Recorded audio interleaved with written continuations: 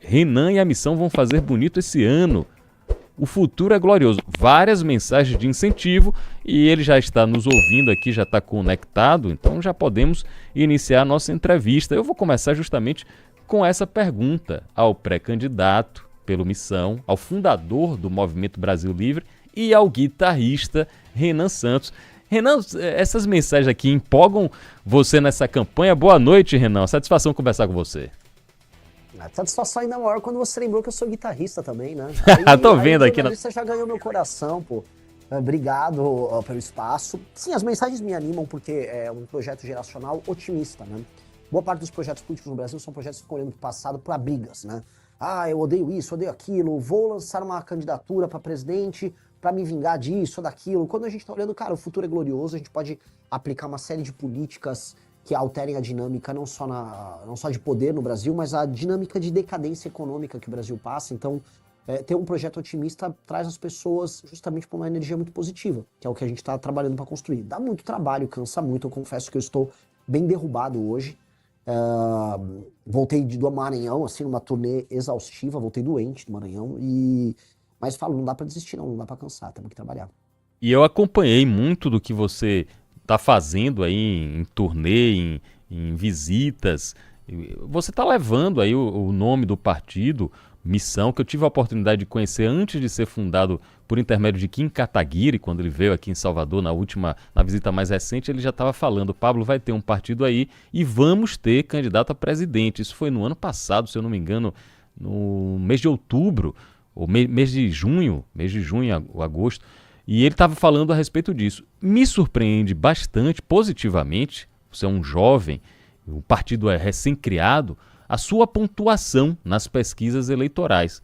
Às vezes, a depender da pesquisa, acima, inclusive, de políticos consagrados que já estão com cargos eletivos, têm uma grande visibilidade de mídia, por exemplo. O que é que você atribui a isso, Renan Santos?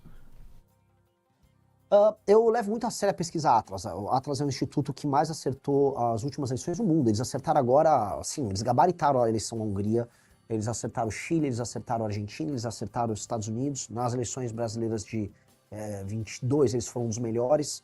Então, eu confio na metodologia deles. Acho que eles antecipam tendências na metodologia deles, eles são muito felizes nisso. E na Atlas, inclusive quem contrata a tracking da Atlas vai se surpreender com os nossos números, mas na última Atlas eu ultrapassei os governadores, né? E o que eu atribuo nisso? Eu acho que assim, o que a gente propõe, como eu te disse, não é um projeto vingativo e tampouco não é um projeto preso a casinha, a currais, né? Qual curral? Se você fosse se comportar como um cara de direita, você tem que falar certas coisas, se comportar de certa maneira, e não necessariamente você vai estar falando a verdade. Mesma coisa se você for de esquerda. Eu não acredito que, por exemplo, se eu adotar um modelo norte-americano do princípio da subsidiariedade, que é dar todo o poder possível, por exemplo, para as prefeituras, que vai funcionar no Brasil. Você vai no Maranhão e você fala, cara, eu não vou dar poder para o prefeito daqui. Aí eu vou olhar para a China, que tem um modelo diferente. E eu, como um cara de direita, vou olhar para uma coisa que foi aplicada na China e falar, eu quero trazer para cá. Indicadores de desempenho, premiar o administrador público pelo desempenho que ele tem. Então, ao pensar com uma cabeça mais aberta, a gente acaba criando soluções para problemas que não deveriam ser ideologizados, sabe? Esgoto não deveria ser objeto de discussões ideológicas, prefeituras mal feitas, asfaltamento de rua, não deveria. Mas no Brasil, infelizmente, é. Então, ao fazer isso dessa maneira, a gente começa a cativar o coração de uma galera que quer soluções. Essa molecada mais nova, que nos acompanha, que nas pesquisas me colocam, né, entre o público de 16 a 24 anos em primeiro lugar, ela quer, assim, ela não quer ficar discutindo o sexo dos anjos, ela quer resolver o problema da segurança. É pra prender bandido? É pra acabar com essa coisa? Então vamos prender logo o bandido? Olha, quem que faz pra resolver o problema do centrão? É isso aqui, então vamos. Então, ao ser prático e não ficar preso em questúnculas ideológicas, eu acho que a gente cresce e acho que isso vem funcionando. Candidato à presidência da República pelo partido Missão, é nosso convidado aqui no Linha de Frente especial, nessa noite de quinta-feira. Renan, o que é que você visitando nossa região, visitou o Maranhão, deve vir fazer a visita na Bahia, eu quero saber suas propostas para infraestrutura, para questões que afligem o Nordeste. Por exemplo, temos questões graves de saneamento básico que precisam ser resolvidas. As questões de segurança, obviamente, a gente está enfrentando nas últimas 24 horas aqui em Salvador e na região metropolitana. 2 policiais foram assassinados, um policial civil, um policial militar, e agora há pouco um policial foi baleado aqui na nossa ilha vizinha, a ilha de Itaparica. Qual a sua proposta? O que é que você enxerga para o Nordeste, para a Bahia em específico, sobre infraestrutura e sobre segurança pública, Renan Santos? Olha só, você pediu para eu fazer então uma palestra de 1 hora, porque é tanto problema, que eu teria que atacar todas as áreas. Porque a gente começa da infraestrutura. Se eu rodar praticamente todos os estados do Nordeste, as estradas são deploráveis. O Maranhão, naturalmente, é o pior dos casos. Já haviam me falado, olha, o Maranhão, você nunca verá estradas tão ruins como o Maranhão. Que é o que eu digo, no Maranhão, os buracos têm até uma estrada. Se você olhar no buraco, você vai ver que tem uma passagem ali, porque é assustador. Agora, os problemas não ficam aí, né? O problema o educacional, as taxas de analfabetismo no Nordeste são muito maiores. Há um problema de atividade econômica em que as pessoas não apenas não têm uma renda per capita alta, né? As rendas familiares ali, chegam, se eu me engano, na Bahia a coisa está na casa de 1,5 mil reais. É tudo muito baixo e há uma alta dependência na hora de você formar sua renda familiar de auxílios estatais, portanto abaixa a atividade econômica. Se abaixa a atividade econômica, abaixa a produtividade. Se abaixa a produtividade, não vai gerar riqueza. Então você fica preso num ciclo. E o que mais, né, quando a gente fala assim, o que tem a ver com todos os problemas que vão da estrada até as pessoas não terem atividade econômica, a você não conseguir uma política boa de segurança pública ou resolver o analfabetismo? Você tem a pior classe política do Brasil, que é a do Nordeste. Eu falo com tranquilidade, não há classe política no Brasil tão deletéria quanto a do Nordeste. Em maior e menor grau, depende da região. Ceará, por exemplo, é um ponto fora da curva, apresentou algumas políticas industriais interessantes, políticas na área de educação que funcionam e foram imitadas pelo resto do Brasil, mas no geral, você tem uma classe política clientelista, coronelista, muito da velha, mesmo os caras jovens são velhos, como é o caso do João Campos, que mantém as pessoas e o ciclo político num clima meio anos 20, anos 30 do século passado, não nesse século aqui. Isso é horrível. Isso faz com que o Nordeste, e essa é uma coisa que precisa ser dita para as pessoas que estão nos ouvindo aí na rádio, o Nordeste fique para trás do Brasil em quase todos os indicadores. E mesmo hoje, estamos em 2026, tirando o caso específico de João Pessoa, da Paraíba, que tem pessoas migrando para Paraíba, as pessoas continuam saindo do Nordeste para procurar emprego em outros lugares do Brasil. Até quando a gente vai aceitar isso? Esse é um fluxo que está rolando desde os anos 30 do século XX. São quase 100 anos de nordestinos migrando do Nordeste para o Sul, Sudeste ou agora o Centro-Oeste. Não é digno para essas pessoas isso. Então a gente precisa dar um basta. E esse basta vai começar mexendo nos sistemas de incentivo da classe política, ou seja, o que faz uma pessoa entrar na política e como a gente mede o desempenho dela. Não pode ser só o voto, é uma dica. O político tem que ser avaliado por entregas na área de segurança, infraestrutura, educação. E se o político não entrega isso, especialmente os prefeitos, ele fica inelegível. Porque tem um outro problema, que aí eu vou jogar aqui também para você, que é um problema grande, que é o problema da compra de voto. O Nordeste, compra de voto acontece no Brasil inteiro, mas ela é a regra no Nordeste. Compra de voto tem até na cidade dos meus pais, Vinhedo, que tem um IDH altíssimo, uma cidade rica no interior de São Paulo. Mas, no Nordeste, ele acontece numa intensidade tão grande. E aí aquela política de botar os parentes de todo mundo na prefeitura, para você fazer todo mundo trabalhar para você no período eleitoral, o dinheiro desviado da emenda que compra o voto da pessoa, que isso elimina qualquer possibilidade de democracia ou elimina a possibilidade das pessoas votarem de maneira, vamos dizer, independente, com a consciência delas. E aí esses políticos, essas famílias velhas vão mandando nas cidades, as cidades ficam pobres para sempre, e isso é ruim para todo mundo. Ruim para o povo do Nordeste, que sofre, e ruim para o povo do Sul, Sudeste e Centro-Oeste, acaba pagando a conta desses políticos, através do Pacto Federativo. E esse ciclo precisa mudar, eu quero mudar esse ciclo. Santos, pré-candidato à presidência da República pelo Partido Missão, e ele mencionou que confia muito no Instituto Atlas e Intel. As pesquisas mais recentes do Instituto Atlas e Intel colocam Renan Santos, na minha avaliação, numa surpreendente posição de 3º lugar à frente de político. Por que surpreendente? Porque políticos tradicionais, com vários mandatos, com reconhecimento nacional, ficaram atrás de Renan Santos na maior parte dos cenários da pesquisa Atlas Intel. Agora, Renan, vamos falar dos acontecimentos que estão em Brasília e que reverberam pelo país e pelo mundo. Hoje foi preso o presidente do BRB, o presidente de um banco importantíssimo, como o Banco Regional de Brasília, por suspeita, segundo a denúncia da Polícia Federal, a investigação da Polícia Federal, suspeita de ser beneficiado numa possível compra de papéis pelo Banco Master e a tentativa de comprar o banco. Você está acompanhando, eu vejo muitos de suas lives, seus depoimentos, tudo que está acontecendo aí com o Daniel Vorcaro. Na sua avaliação, Daniel Vorcaro vai fazer uma delação, completa? Quem é que tem que ter medo de uma delação de Daniel Vorcaro, Renan Santos? Em condições normais de temperatura e pressão, todo mundo tem que ter medo do Daniel Vorcaro. O Daniel Vorcaro sabe podres de todo mundo, tirando as pessoas honestas no Brasil. Eu tenho certeza que você, Pablo, não tem medo que você não está envolvido nisso. Eu não tenho medo que eu não estou envolvido nisso, mas muita gente, aí na Bahia um monte, né, pra falar da classe política daí, até porque o escândalo do Master em grande medida também começa na Bahia. Mas STF, membros do mercado financeiro, grandes empresas do mercado financeiro aqui na Faria Lima, em São Paulo, membros dos grandes partidos brasileiros, governo Lula, bolsonarismo. Basta ver, assim, esse presidente do Banco Regional de Brasília, ele tinha relações super próximas com o senhor Flávio Bolsonaro.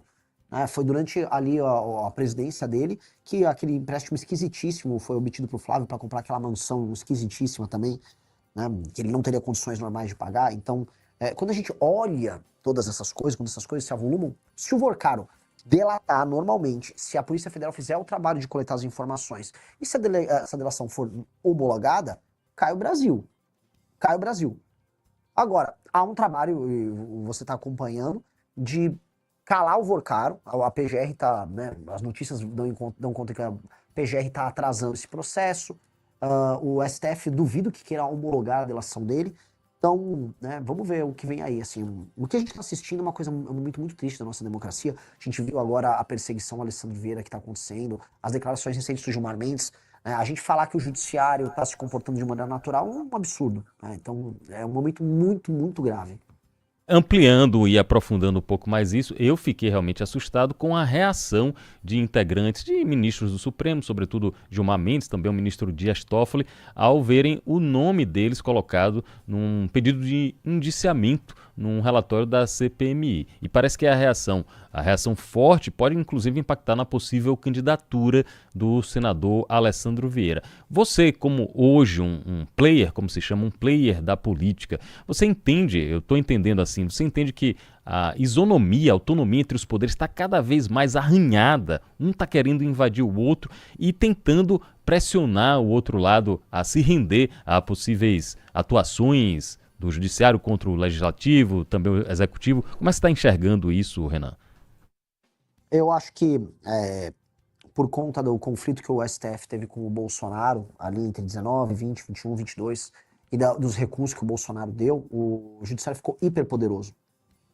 Isso não é uma fala minha, tá? Eu sou um presidente de partido agora, mas agora eu vou usar as palavras do meu colega presidente de partido, Valdemar da Costa Neto, presidente do PL. Valdemar da Costa Neto disse que o Bolsonaro dava umas broncas, gritava, ô Alexandre, isso, aí depois ele recuava para tudo que o Alexandre queria. Essa foi a tônica do enfrentamento dele com os Bolsonaro.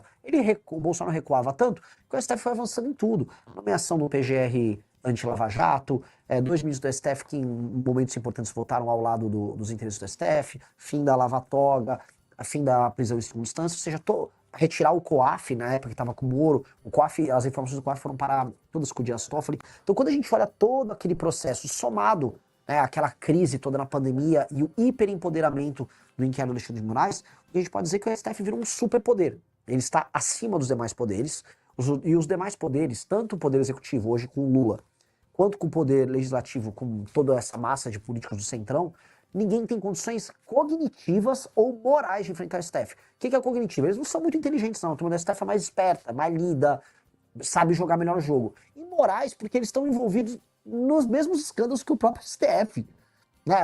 Alguém vai dizer que os senadores brasileiros têm, vamos dizer, estofo moral para enfrentar uma briga com o STF? Infelizmente não. A gente gostaria que tivesse, porque essa briga precisa andar. A gente precisa... claramente a gente precisa...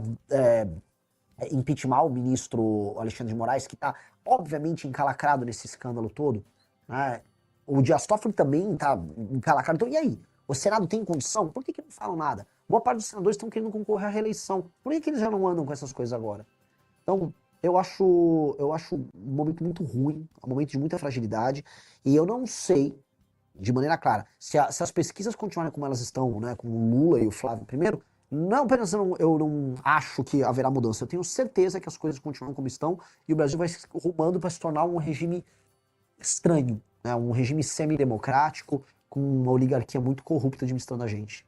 Se confirmando essas pesquisas e Renan Santos não chegar ao segundo turno, for Lula e Flávio Bolsonaro ou qualquer outros concorrentes, Renan e o Partido Missão vão anunciar apoio a algum dos dois? Flávio Bolsonaro é um candidato passível de receber o apoio de Missão ou vocês iriam se isentar de participar do segundo turno? Não, eu não imagino nenhum cenário que eu não estou no segundo turno. Eu não vou nem trabalhar com essa hipótese. Até porque, imagina, o pessoal que está nos assistindo aí, imagina que soldado ruim eu seria. Não, olha só, já estou pensando no segundo turno. Tem isso, não. Deixa essa atividade aí pro Caiado. Eu vou trabalhar apenas para ir pro segundo turno e lá eu vou derrotar seja o Lula, seja o Flávio. Até porque aí no Nordeste, quando eu rodo, eu arranco o voto do Lula. Boa parte da juventude aí na última eleição votou no Lula e agora tá buscando as nossas ideias. Então, não sei se nem o Lula nem o Flávio tem vaga garantida no segundo turno. E mais, coloca um outro ponto. Se o Lula perceber que não tem condição de vencer, ele não será candidato, aí lança Camilo ou lança Haddad. E aí tá totalmente aberto o jogo. Totalmente vai para todo mundo. Tá? Não acho uma candidatura petista engrene.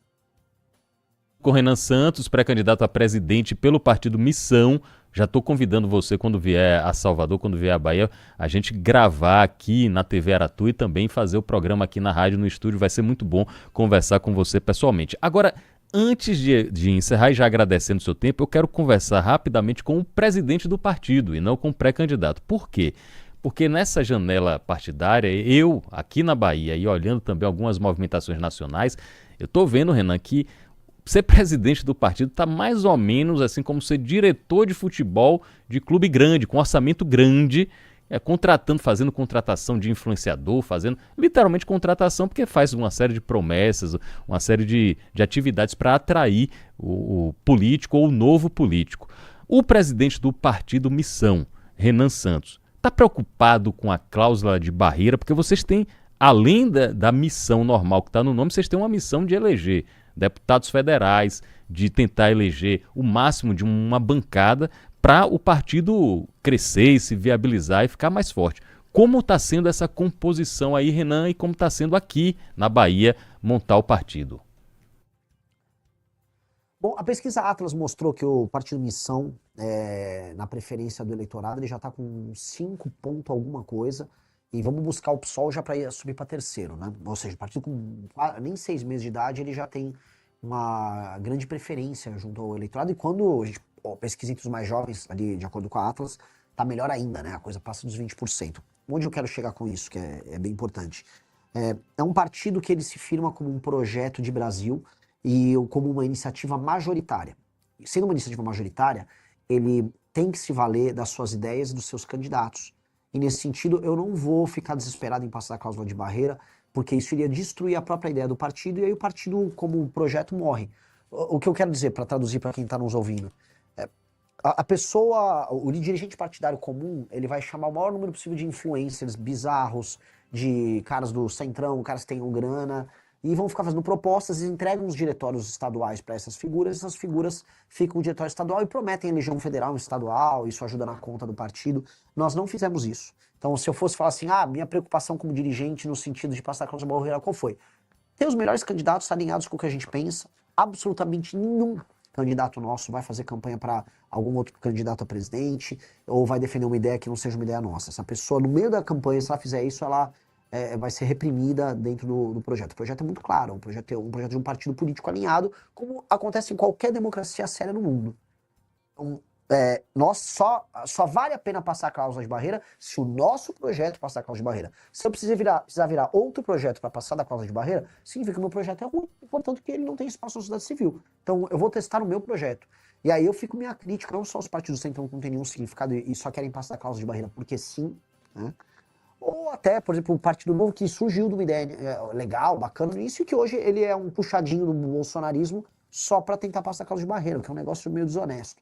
É isso. A gente está conversando com o Renan Santos, agradecendo aos milhares de youtubers, os milhares de fãs aqui de Renan Santos que estão acompanhando também pela internet, pelo YouTube. Renan, você já, pela grande visibilidade que o partido e que sua campanha, sua pré-campanha estão tendo, você já deve ter recebido algum convite, alguma conversa aqui da Bahia, de qualquer um dos candidatos, para um apoio, para chegar junto, digamos assim, para colar com algum candidato aqui na Bahia. Já teve isso e quem foi, Renan Santos? Já teve umas conversinhas assim, mas eu não tô levando muito à frente, porque eu não acredito nesse jogo. Se eu precisar fazer esse jogo, quer dizer que meu projeto é ruim. O que eu quero dizer, não é que eu sou marrento, de maneira alguma, eu sou uma pessoa super leve no trato. A fama de Renan, brabão, doidão, é mais uma fama do que uma condução. Eu sou uma pessoa simples e confiável no trato. O meu ponto é, eu quero interferir de maneira positiva nas eleições, eu quero ganhar a eleição para presidente, eu quero fazer bancada dos estados, eu quero eleger governadores. E o meu papel aí na Bahia será determinado pelo tamanho da minha mensagem na Bahia. Então, antes da Bahia, eu vou chegar, vou fazer igual eu fiz no Maranhão, eu vou rodar a Bahia inteira e eu vou bater em quem precisar bater e vou elogiar quem precisar elogiar. Se tiver uma boa iniciativa numa cidade no interior da Bahia de um prefeito que, sei lá, é do PSD, por mais que o PSD não vai estar comigo em nenhum momento, eu vou elogiar. E se eu precisar bater num cara do PSD, do PT, eu vou bater. E vai ser a mesma lógica, porque o que importa é tratar dos problemas baianos dentro da lógica do sistema de valores nosso. E dentro desse sistema de valores, aí a gente vai estabelecer uma régua não só moral, mas uma régua valorativa. E aí isso vai ajudar o eleitor a pensar como a gente, e pensando como a gente, naturalmente ele vai ver a gente como uma alternativa. E aí depois eu converso, porque eu acho que o mais importante é o seguinte, como o meu projeto é melhor, eu quero ver, antes de tudo, candidatos a governo endossando minhas propostas, endosso minhas propostas, falar, o Renan tem uma proposta muito boa e quero endossar. Eu gostaria de ver isso primeiro, da parte deles. O pessoal do Maranhão duvidava, né? Achava, não, esse cara é só um doido. Aí o doido foi lá, foi um rebuliço. Hoje tá o tal do Braide, prefeito de São Luís, desesperado, explicando que ele não deixou o bairro sujo, não sei o que. É isso. Pô, se vocês quiserem conversar e endossar minhas propostas, nominalmente, ó, o Renan tem uma proposta boa, vale a pena a gente apoiar, pô, eu vou dar, inclusive, luz pro cara. Falar, ó, que legal, esse cara de outro partido tá fazendo isso. Só que eles não gostam. E é aquela coisa que eu falo, Pablo, se não é pelo amor, é pela dor. Às vezes eu vou lá e vou falar do problema do município do cara e o cara vai tomar um susto. Não quero brigar com ninguém, só quero falar a real e apresentar nosso projeto. Renan Santos, 42 anos, fundador do Movimento Brasil Livre, fundador do Partido Missão, pré-candidato à presidência da República, nosso convidado aqui no Linha de Frente. Para finalizar, eu quero saber a história lá que eu li no site Metrópole de um vazamento, inclusive eu já vou repudiando aqui, ó, vazamento de conversa. Isso aí nunca tem um objetivo republicano, é muito grave quando eu vejo esse negócio de vazamento de conversa de grupo de WhatsApp. Mas estava lá publicado no site Metrópolis e estava dizendo, atribuindo a você uma declaração sobre o uso de cogumelos mágicos. Até eu fui procurar com um médico especialista amigo meu e falou, Pablo, tem muita gente já fazendo o uso de microdosagem com acompanhamento médico do termo técnico psilocubensis. O que foi que houve ali, Renan? Quem vazou essa história? Com qual interesse? E afinal, o que são os cogumelos mágicos, Renan Santos? Olha, o cogumelo mágico é um cogumelo que a humanidade já usou. Eu até fiz uma revista sobre eles. O ser humano usa ele de maneira religiosa há milênios, né? E agora a medicina descobrindo um papel que ele tem regenerativo sobre as conexões neurais, de modo a tirar pessoas da depressão, da ansiedade. A gente cria curtos-circuitos mentais.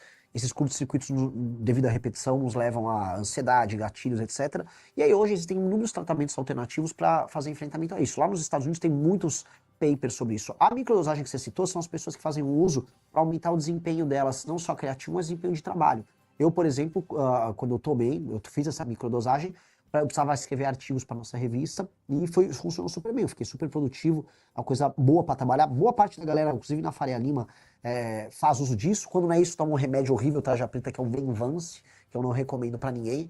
E é basicamente isso. Não é legal, o cogumelo, basicamente, é um cogumelo que nasce no cocô da vaca, para não falar palavrão aqui, né? Nasce em qualquer lugar. E sim, cara, eu já experimentei. E o que as pessoas não vão ver é eu dando uma de político mentiroso, enrolão, chegando, não, eu vou ver, vou mandar periciar. Não, eu falei mesmo. Vazaram, uma pessoa mal intencionada, canária, quis vazar, achou que ia me prejudicar e não prejudicou, muito pelo contrário. A revista que a gente fez sobre a direita psicodélica norte-americana vendeu muito. E essa discussão que envolve não só o uso medicinal da psilocibina, mas também o canabidiol, que pode ser utilizado, por exemplo, no enfrentamento da epilepsia, começou a ser debatido e eu acho isso legal pra caramba. Acho que eu gostaria de ver esse tipo de substância sendo usado de maneira controlada no SUS. Eu acho que são opções que a gente tem de tratamento que podem ser muito úteis por um mal que acomete especialmente os mais jovens, que é o mal da depressão e o mal da ansiedade. Então, é basicamente isso. Eu não fico nem um pouco, tipo, preocupado com esse assunto. Te prejudicar, parece que o tiro saiu pela culatra. Eu tô vendo aqui os comentários, pessoal. Nosso presidente Super Mario bota os cogumelos, nosso presidente cogumelado. Ou seja, aparentemente não abalou em nada o pessoal que apoia Renan Santos e que apoia o Partido Missão.